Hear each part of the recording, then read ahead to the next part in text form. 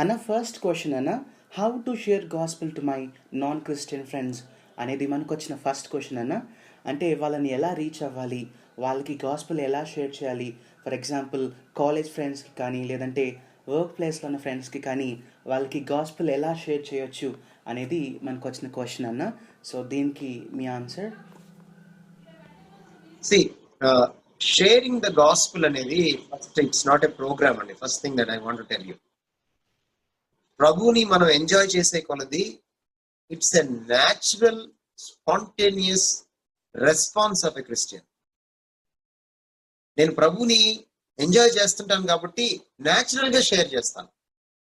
ఇప్పుడు ఒక సినిమా సెలబ్రిటీకి సంబంధించిన ఒక ఫ్యాన్ తన మూవీ స్టార్ గురించి తను ఎవరు అభిమానిస్తున్నాడు, ఎవరిని అభిమానిస్తున్నాడు అతని గురించి ఎలా చెప్పుకుంటాడో ఎవరు కనపడితే వాళ్ళకి, ఎప్పుడు సందర్భం వస్తే అప్పుడు, అలా నేను న్యాచురల్ గా నా ప్రభు గొప్పతనాన్ని నేను అనుభవించిన దాన్ని, నేను తెలుసుకున్న దాన్ని నేను న్యాచురల్ గా చెప్పుకుంటాను అంతే.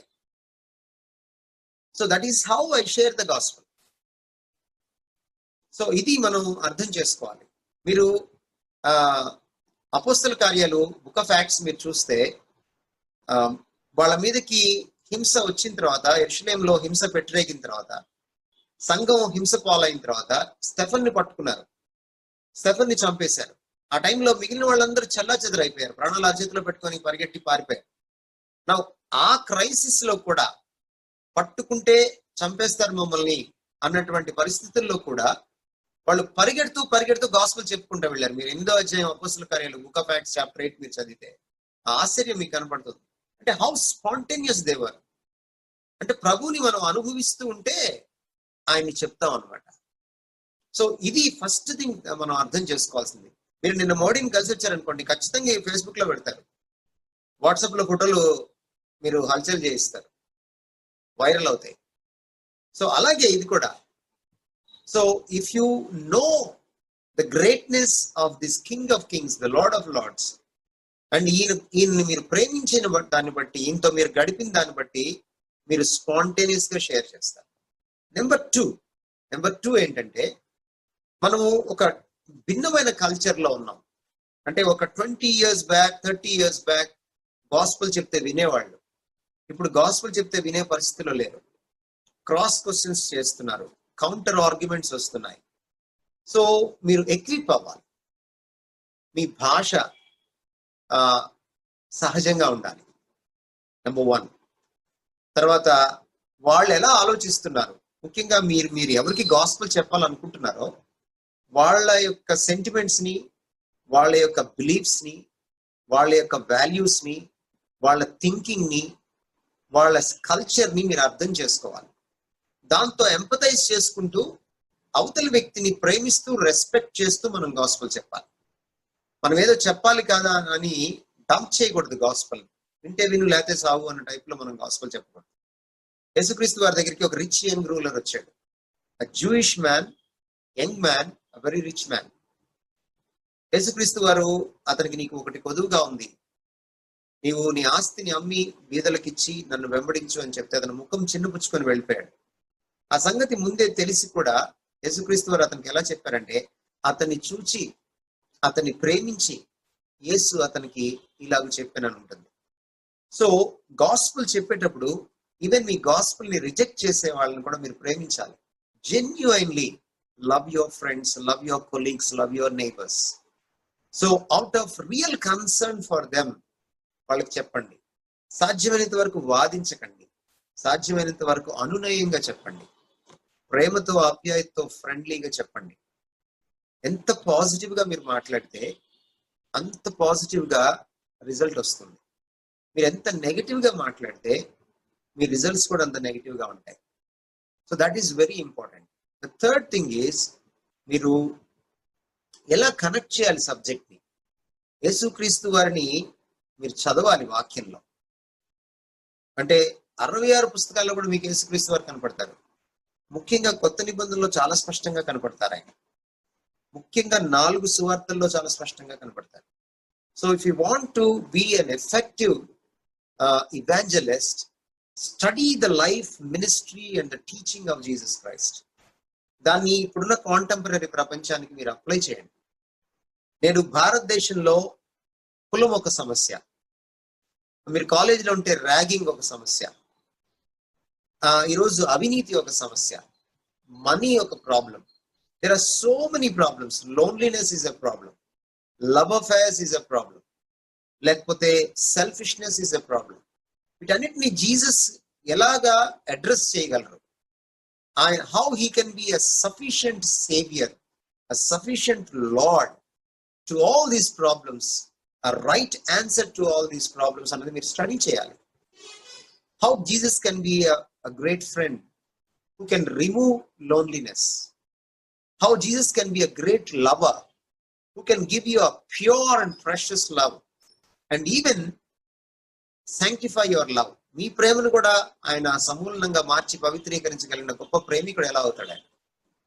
How Jesus can be an equator, అన్నిటినీ కూడా ఈక్వలైజ్ చేయగలిగినటువంటి గొప్ప వ్యక్తి, ఒక సమసమాజ స్థాపకుడు ఎలా అవుతాడు? Study about it.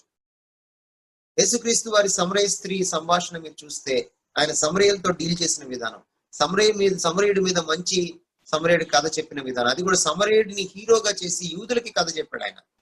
సో ఇవన్నీ మీరు స్టడీ చేసినప్పుడు ఆయన ఎంత సమసమాజమైనటువంటి ప్రబోధమో అయింది, ఎలాంటి క్యారెక్టర్ మీకు అర్థమవుతుంది. మనకంటే కమ్యూనిస్టులకి బాగా అర్థమవుతున్నాడు యేసుక్రీస్తు వారు, మనకంటే హ్యూమనిస్టులకి బాగా అర్థమవుతున్నాడు యేసుక్రీస్తు వారు, మనకంటే చాలా మంది రివల్యూషనిస్టులకి బాగా అర్థమవుతున్నాడు యేసుక్రీస్తు వారు. వాళ్ళు చదువుతున్నారు ఆయన్ని, మనమే చదవట్లేదు ఆయన. సో అందుకని how relevant Christ is to India, how relevant is Christ is to the Indian youth or Indian adults, మనము స్టడీ చేయాలి యేసుక్రీస్తు వారిని in the context of India. So అప్పుడు మనకు అర్థమవుతుంది, ఎలా సువార్త చెప్పాలో మనకు అర్థమవుతుంది. సో అప్పుడు యేసుక్రీస్తు వారు విదేశీ వాడు కాదనేది మనం చెప్పడానికి వీలవుతుంది. ఈరోజు అడుగుతున్నారు కొన్ని క్వశ్చన్స్, అండ్ ఫైనల్లీ వాళ్ళు అడిగేటువంటి కౌంటర్ ఆర్గ్యుమెంట్స్, వాళ్ళు తీసుకొచ్చేటువంటి ఆర్గ్యుమెంట్స్. ఇప్పుడు ఉదాహరణకి కరుణాకర్ సుగుణ ఒక వచనం తీసుకున్నాడు, ఆయన తన ప్రజలను తానే రక్షించును కనుక ఆయనకి యేసు అని పేరు పెట్టబడను. కాబట్టి యేసుక్రీస్తు వారు యూదులను రక్షించడానికి వచ్చాడు కాబట్టి, కానీ మిగిలిన జాతులను రక్షించడానికి రాలేదు. So what is the answer that you give? మనం చాలా జాగ్రత్తగా చూస్తే అదొక్క వచనమే లేదు. ఆయన లోక పాపమును మోసుకొని పో దేవుని గొర్రె పిల్ల అని ఉంది. ఆయన మన పాపముల నిమిత్తమే కాదు, లోకమంతటి పాపము నిమిత్తము ప్రాయశ్చిత్తమై ఉన్నాడు. అది చూపించండి Karunakar. So there are answers. మనం ఇంకా చూస్తే తన ప్రజలను తానే రక్షించును అని అన్నప్పుడు, అక్కడ ప్రజ అన్నప్పుడు జనరల్ రెండు పదాలు ఉన్నాయి గ్రీక్ లో. సో జనరలైజ్డ్ వర్డ్ వాడలేదు అక్కడ. అంటే వాళ్ళని ఏదో పర్టికులర్ గా యూదుల్ని మాత్రమే ఉద్దేశించి వాడలేదు అక్కడ. తన ప్రజలు అని అన్నప్పుడు అందరికి సంబంధించింది అది. సో అంత లోతుకి మీరు వెళ్ళకపోయినా, గ్రీక్ పదాలు మీరు హెబ్రీ పదాలు వాడకపోయినా, there are other verses which tells you that Jesus is not just for Jews, is for all. అందుకని అపోస్తలులు ప్రకటించేటప్పుడు అపోస్తల కార్యాలు 10:36 యేసుక్రీస్తు యూదులకి రాజు అని చెప్పలేదు, వాళ్ళు యేసుక్రీస్తు అందరికీ ప్రభు అని చెప్పారు, ఇంక్లూడింగ్ ఇండియన్స్. అందుకని యేసుక్రీస్తు వారు వెళ్ళిపోయేటప్పుడు కూడా మీరు యూదులకు ఒక్కరికే చెప్పమని చెప్పలేదు, సర్వ సృష్టికి సువార్త ప్రకటించండి. మొదట యూదయలోను, తర్వాత సమరయలోను, తర్వాత మీరు భూ దిగంతముల వరకు మీరు సువార్త ప్రకటించండి అని చెప్పారు. So the mission of Jesus Christ is not confined to Jewish land అని మీరు చెప్పొచ్చు వాళ్ళకి. There are so many questions. ఆ క్వశ్చన్స్ తీసుకొని మీరు వాక్యం దగ్గర పెట్టుకొని స్ట్రగుల్ అవ్వండి, అండ్ యూ స్టడీ, టైం ఇవ్వండి. ఊరికే సోషల్ మీడియాలో ఉండకుండా డూ అ స్టడీ. నేను ఈరోజు ఇన్ని విషయాలు మాట్లాడుతున్నానంటే నా స్టడీ అంతా కూడా బిట్వీన్ మై 20 and 30 నేను ఎక్కువ స్టడీ చేశాను, మేబీ 35 లోపు. సో అందుకని మన ప్రెషస్ టైంని మనం ఇవ్వాలి. ఎందుకంటే మీరు యంగ్స్టర్స్ ఉన్నప్పుడు ఎక్కువ చదవగలరు, యంగ్స్టర్స్ ఉన్నప్పుడు ఎక్కువ గుర్తుపెట్టుకోగలరు, యంగ్స్టర్స్ ఉన్నప్పుడు ఎక్కువ కష్టపడగలరు. మీకు ఏజ్ వచ్చేసే కొద్ది మీరు పనులు చేయలేరు. సో అందువల్ల ఏంటంటే you need to be very active for Christ. మీరు కానీ ఇలాగా ఎక్విప్ అవ్వగలిగితే, if you want you can take some courses also. So మీరు తప్పకుండా ఒక effective evangelist on the campus, in the office, in the neighbourhood మీరు అవ్వడానికి వీలు. థ్యాంక్ యూ అన్న, నిజంగా చాలా యూస్ఫుల్ ఆన్సర్ ఇచ్చినందుకు. It will be very helpful for us. Thank you అన్న.